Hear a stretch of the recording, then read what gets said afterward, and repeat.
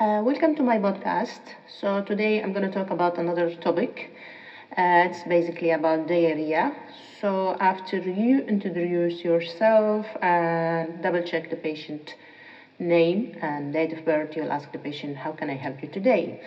So the patient will tell you, "Oh, doctor, I'm having diarrhea, or I have to go to the loo frequently, and I can't stop that urge going to the loo." So I'll ask, "Can you tell me more?" So the patient will say, "I'm having this sort of watery or frequent going to open up my bowel and empty it." So in this regard, you will ask in order to define the condition. When did it start? How long you been like this? So in order to differentiate if it's acute or it's chronic. And you will ask, can you describe how frequent you go to the loo? What's that, the consistency or the form of the diarrhea, if it's a fluid or semi-fluid, if it has any association with the mucus, if there is any blood, for instance, if there is any pain, if there is any bloating or pain when they open up their bowel. All of that to differentiate between basically the condition and to narrow down your differential. You will ask also if there is any sense of an emptiness, which is tenesmus, which has only a specification for certain condition as well. And you will also need to inquire if the patient has been traveling for the last few days or a week to a certain country in order to narrow down your differential as well, because there is certain places where you would expect a certain source of microbe or bacteria to cause this sort of diarrhea. And also, sometimes you need to ask about if there is any other associated symptom, like, for instance, eye symptom, mouth ulcer, joint issue, which could differentiate also to specific problems. You will ask also if there is any symptom of flu-like illness before this diarrhea, and if the patient feels more thirsty or they feel dizzy, which could point out to the dehydration symptom. So all of that you need to ask, basically. So to narrow down, if it's acute, always you'll think about food poisoning or this sort of stomach bug. So you'll ask the patient if they had anything that they eat recently and might think that can be the cause, and ask if there is any other member of the family or a friend or whatever, whom they were dining with and had the same symptom. You will ask if this has happened before or it's only one time. You will inquire if it has any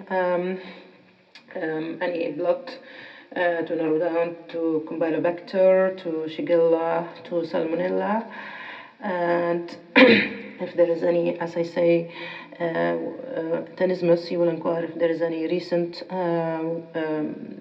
noticeable weight loss or decrease in appetite, which could of course point out to another condition, which is bowel cancer. And also if the poo has any greasiness at all, or if it's very smelly and float in the surface of the water, all of that could point out to something called celiac disease, basically. Ask also if the patient is taking any pills for weight loss. This will also cause greasy stool, and it could be also offensive and floats in the water surface as well. Also, you need to think about other bowel condition like inflammatory bowel syndrome or inflammatory bowel disease. The differentiation between both in the inflammatory bowel disease, there will be a long history of diarrhea. Sometimes it's with the blood, which could point to specific disease. between Crohn's disease and the other one. So, and for inflammatory bowel syndrome, it's basically patient will feel severe colic and frequency increase as well, and the patient will sometimes point out to the triggers which could cause this problem from time to time, like certain foods, certain if the patient is being stressed or having anything else in their life. So that's basically I could think of in regard to diarrhea, generally speaking, with the differential.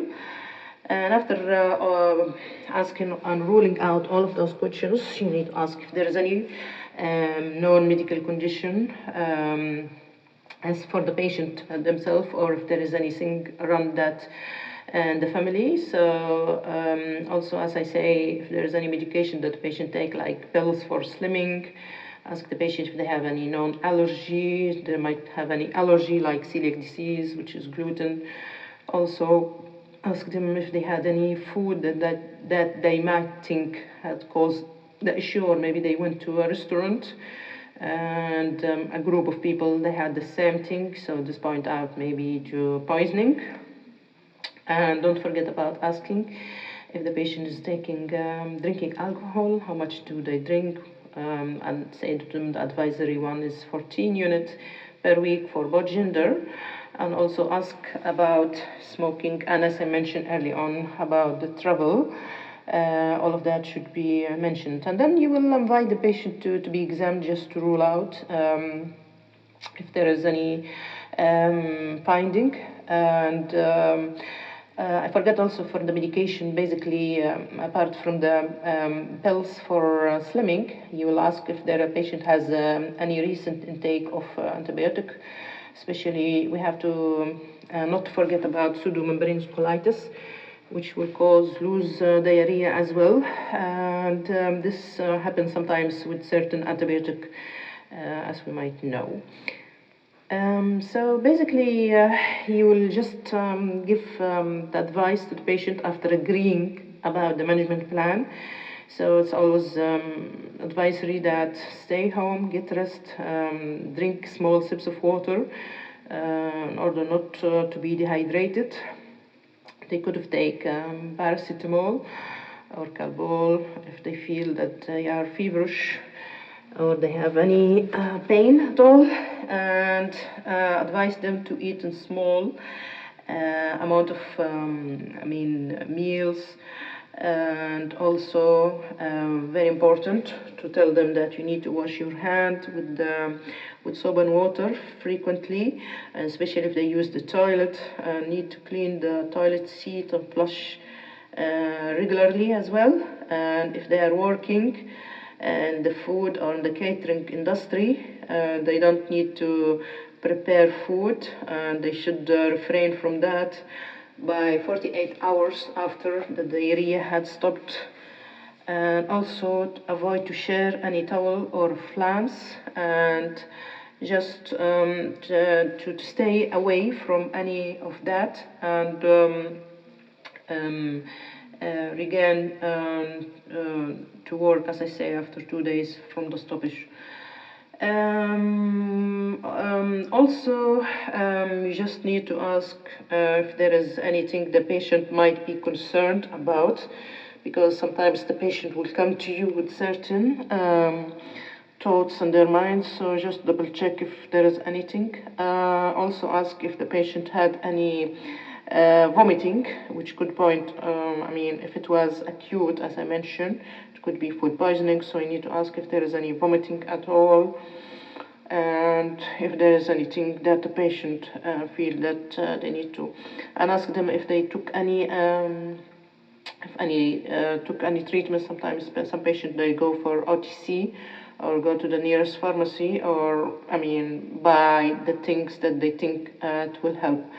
And because sometimes there is lobramide, which is a pill for stopping the diarrhea. It's advisory to be given for inflammatory bowel syndrome.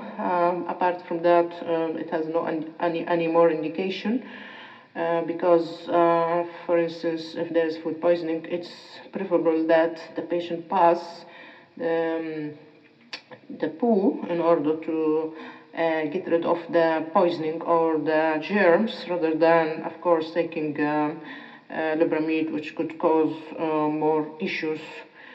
So by that, I hope that I covered most of the issue. And also for the treatment, I mean, of course, if you need to arrange for instance, for any sort of treatment apart from this one, so it's according to the case specified, and if you come up to a specific differential in that condition, you will tell the patient what's the diagnosis that you think of and agree about the management plan. Thank you.